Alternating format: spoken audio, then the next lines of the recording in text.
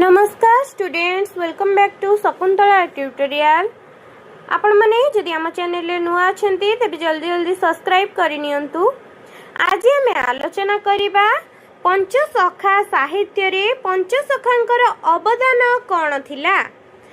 साहित्य प्रति अवदान थिला बलराम दासकर दांडी रामायण, जहा कि सरल भाषा रे रचना करा जाइथिला।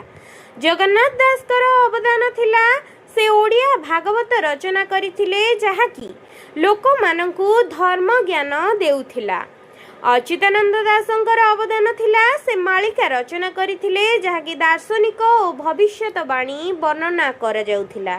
अनंत दासंकर वर्णना थिला कि बा अवदान थिला भक्तिमय साहित्य और आध्यात्मिक चिंता।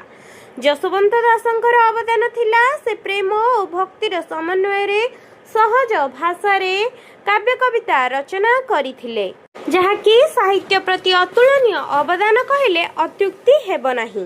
वीडियोटी भल लागिथिले लाइक शेयर सब्सक्राइब